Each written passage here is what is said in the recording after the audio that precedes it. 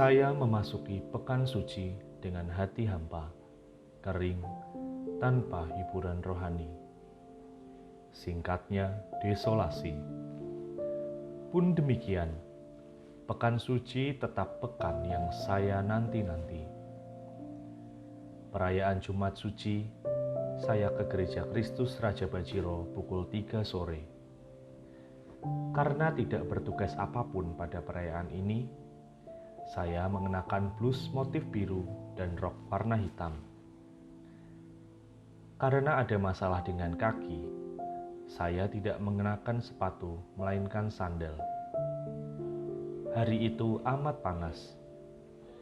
Saya menemukan tempat ideal, yakni sayap kiri gereja, kursi paling pinggir, dekat pintu, lebih untuk mendapat angin. Saya mempersembahkan suasana desolasi saya kepada Yesus. Mendengarkan kisah sengsara Yesus dibaca, saya membayangkan diri terlibat dalam peristiwa yang dialaminya. Saya menempatkan diri berdiri sedekat mungkin dengan Yesus pada tiap peristiwa yang dibacakan petugas. Saya ingin Yesus tahu bahwa saya ada di situ. Sementara saya larut dalam peristiwa, seorang petugas tata laksana mendekati saya, meminta bantuan membagi komuni. Rupanya, umat yang datang lebih banyak dari perkiraan, sehingga perlu tambahan petugas pembagi komuni. Sementara saya berjalan ke sakristi, saya membatin, kok saya yang diminta ya Tuhan? Saya sedang tidak mengenakan blus putih, bahkan tidak bersepatu. Karena suster FCJ tidak mengenakan jubah, maka manakala bertugas dalam perayaan Ekaristi, termasuk sebagai asisten pembagi komuni, saya mengenakan blus putih agar tidak terlalu berbeda dengan para asisten yang lain.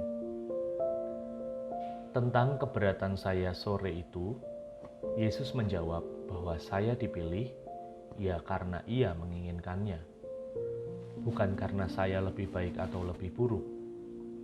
Tuhan menghendakinya. Titik. Tinggal saya bersedia atau tidak. Saya tersenyum dalam hati, mengingat tokoh-tokoh dalam kitab suci yang juga banyak dalih untuk menghindar ketika Tuhan menghendaki sesuatu. Ah, Tuhan, aku ini masih muda dan tidak pandai berbicara, kata Yeremia.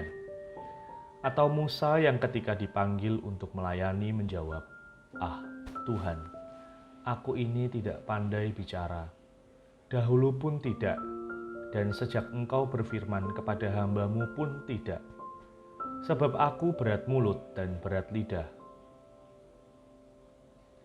Yang punya nyali lebih besar adalah Yunus. Ketika diutus ke Niniwe, ia melarikan diri menuju Tarsis, kota yang arahnya bertolak belakang dengan Niniwe. Saya bukan satu-satunya yang berdalih. Lalu sementara saya duduk bersama para asisten pembagi komuni, sembari merenungkan tugas mendadak ini, terdengar suara yang amat jelas dan kuat dalam hati saya. Bring me to people. Hati saya bergetar mendengarnya. Saya tidak lagi mendengar apa yang terjadi di sekitar saya, sebab saya dipenuhi oleh hikmat tersebut. Yang disampaikannya dengan mendamba, rendah hati, percaya, dan kasih sayang. Tidak pentinglah bahwa saya suci atau tidak, baik atau tidak, konsisten atau tidak, menjadi orang yang berintegritas atau tidak, mengenakan sepatu atau tidak. Ia hanya mau saya mengantarnya kepada orang-orang.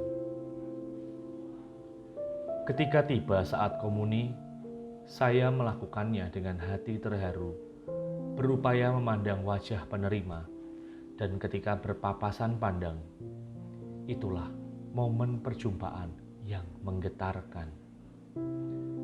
Mata adalah jendela jiwa, dan dengan memandang mata seseorang, kita bisa mengintip sedikit situasinya.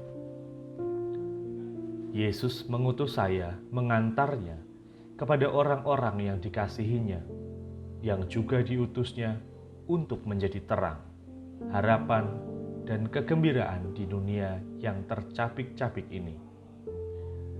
Sampai saya menulis ini, hati saya masih bergetar. Bring me to people adalah perutusan Yesus kepada saya pada Paskah ini. Apa perutusannya pada Anda?